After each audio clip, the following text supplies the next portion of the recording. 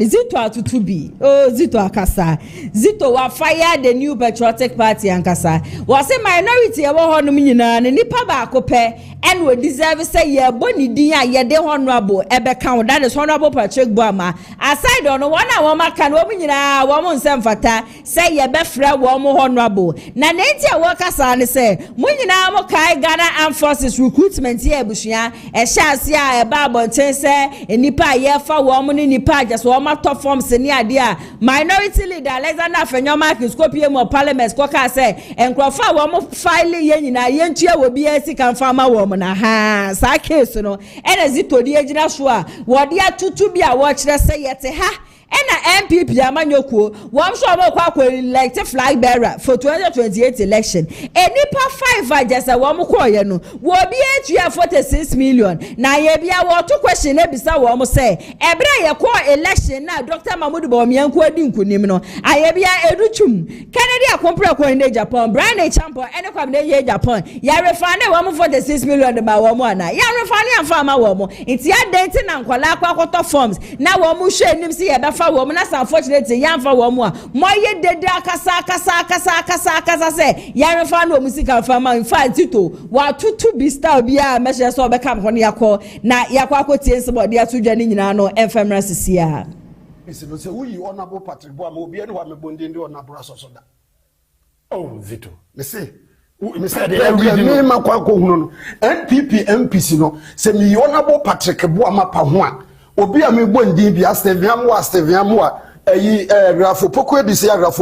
say anodom pre obi bie ni wa me do na bo beso so da wo mun deserve Zito oh me other say wo man so committee wo me say wo mu ankoka o privilege committee no kwa o mo fre wa o say you odutwum na wodi akire no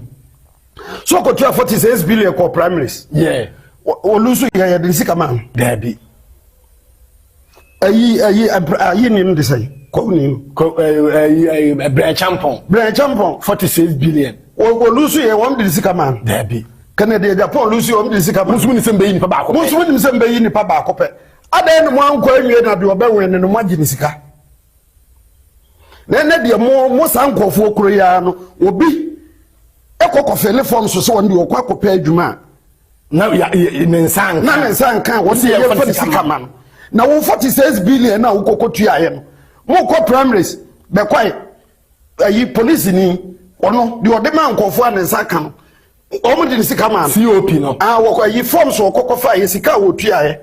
woni okatachi ene opoku ayi ni no de no free opoku ade de no free anyankwanta wo mo ko ya raf no kwa we ne o mo de sika man eti se wo wakotu 46 billion wo say you oduchu wakotu 46 billion ma wo lose ya va ma wo de onza ka usika na mo say nkofo sika de emfa me wo ma na wo ye honest and now ye dishonest na mo chese wo ye reputable so de eyi no akeka no ene mo was moral right say mo ko obi ko fem kokka say aban no chese anodom prekura de on de say on de was say na the opposite was say na Anthony was say dishonorable what they was say friend dishonorable dishonest until we don dey be dishonorable anodom pre so we betimi aba be gina Ghana fo nyina enim say president no enim nyansa e de kokobọ bese ti asem a wo ka o say president ni nim nyansa e de kokobọ bese hu nyansa de kokobọ bese a otopre o so atopre num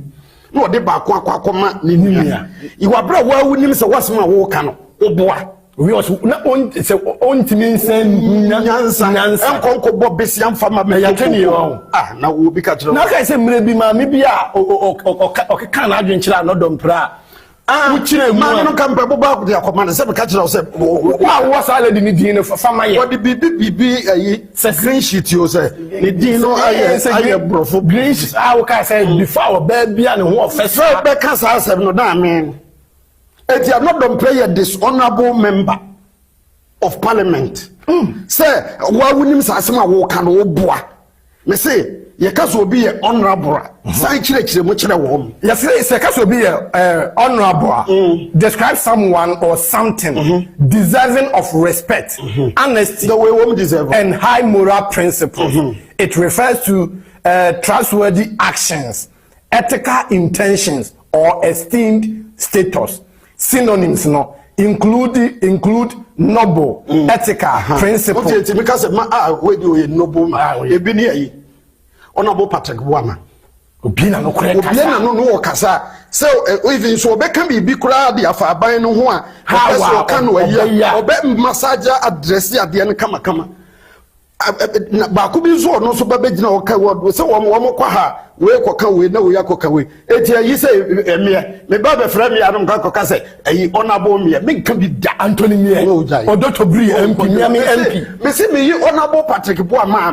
me asa the free na ya me ko sa MPP sa sankwas 85 no mo ba kokore no ma me de honorable be so e be di ni nim da se meka de meka se dishonorable ayi Stephen Amoa dishonorable Anodompre dishonorable Patricia PJ san me frɛ wo who ina ye dishonorable members. Edmonyam no way. Say akoya oba gina no ye mama wo de kai sa no dom prepa wakokro mu kwa kope wo bi se omra be ka asem ahwe kowin say anyway wo the video ba ko ate was on the ka kire ka tell us on the bi osole ya wote ba pete him wonu no milo no aya no so no nya firi here we another pre adamfo anyway empia wo mpeso ya sofo ato abama wadamfo di chese dishonorable parliamentarians in the bebre na MPP for the edutwa me say apart from honorable Patrick Buama MPP MPs and wa mebondi the honest honorable aka ho da me bondi say the minim no na on parliament wona say speaker no address on honorable members here and the woman answer na me pa de enti ma me ka anodom pre ho asem a say me de me ka kire wo say e ma na wo mo ho ofedo asem no kure na me kan de wo mu ade de ono wo di fra wo ye on de wo no on de ye de wo na mom so yi ma ahofefo wo yi ma wo mo ho ofe pa 100 gina ho a ebia wo mo mu ade obenya be 9 91% tira wo yade ma ne foro no na akokofa kaka kufuo no nso ayifuo no asini wefuo no wo mo de okokofa 100 ne ba wo benya 10 a wo mo na ebu ade wo mo akanyi wo so tokom wo kromo a wo abe pattern bia wo de be ba so wo so ye cross e bia asem na akekan wo so cross ma wo ka bia kora na mfa no wo so na wonim na so kopada wo bi ka se jai wo ba ba so wo ko hwe nanim wo twam kwana na obi di nkoma so mo ka me wase wo hwe nanim abuei wo hwe nanim abuei it make me kajira wo se kojo obaba ma mi se de ne ho ofisiti eno ne ma me de Vivian Jail mfa se wo kona se de buafu a wo kira se no mu kira wa enti obi obe kire ma kira wo kura na wo beka se ma me fefe misira udi bem isu di jai na me no wona kajira no do press wo ye silly na biso onko pacho ena wo ka so wo nkopa oba no nkopa chew wo nso nko oba no nkopa ne chew so wo kura nya adaje kan so oba no nkopa no do mpre chew timia ba be gina ho ka kire Ghana fo se na ayi Mahama family no ano emse yes bi asa na nyame abom because ka wuntumi se na ko se president ene na yire ana say first vice president na ko so de na court. Say na that time na me ka say me na president mama ka me the bigger me akwakoche no ye the bigger me koche no dia na ozu approve say nya no kore na go nso de wontumi akokọ omra be kire fa akokọ ye jinna no poku adwuma ho ade eti assembly members ni binom ni ade ya honorable no enye so oba be ye na o adwuma ka ho the name honorable no adwuma e ka ho a eno na be me ye hu ye ka so obi ye driver ni ye de na be me ye hu ni ka wo twi the driver's license yeah the driver's license obi a wo kita driver's license nso no nkita ka nto e driver wo ye driver ni ana sa wo be hu so o tika enu nso a wo ka eti eno na be me ya kire se we ye driver ni it will honor the brofo honorable no ya kire niema esese ye hu firi ho NPP MPs mi hu sa niema o kire ba fi no kwakọ fere we say honorable o kire ba fi okay na wa woni pa be kwa MP so no so na mu bi na me raf we me kwakọ fere say honorable raf ene no kọ enko honorable raf no so say raf pokura bi say no ka na akọ ba bi kwakọ tene obi kokọ bo no kra de mante so okasa nso bia oba be ka ho me hu so omdos the nipa mo so ka ho ye me amadutwu doctor say we do wa disappoint me so oka ho bi oh so oka ho bi kura akọ ye no because mpanifo se me ko bi man ka bi ene ko ye e na ho nkokora asem a wo ka no hu se ase e ha no se wo guilty so party ni ti dia dia se me support political party bi ya no na say o support party a obetimi ayade bia o conscience boost ya wo ye ni na nyansanim so bet obey so party dinti ne ba ye be wo say NDC for MP no won de wo peso aso kokko ni bi ni ho e bi ho na de no de ko no so nkonko ye ndana won de NDC MPs no wo peso aso wo mpe wo ye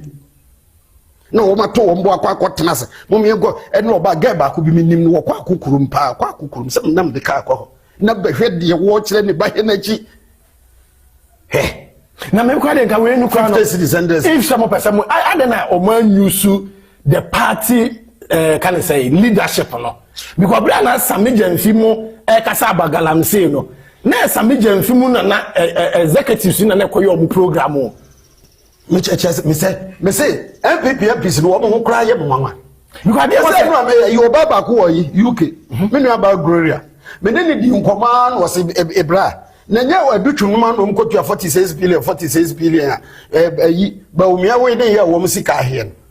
no wo mkro na nso se obi so akotua 200 cedis wo mo nso nkogwaje wo musika 2023 say NPP nipa 10 Ebusi Zito no and was MPP amanyoko MPs no they do not deserve it crass ye be frɛ wo mo honorable and they say wo mo ne ye eni subi adane de nyina wo mo dan ne di no ensem fata enya kono nti honorable pa de ebusi none of them with the exception of honorable Patrick Buama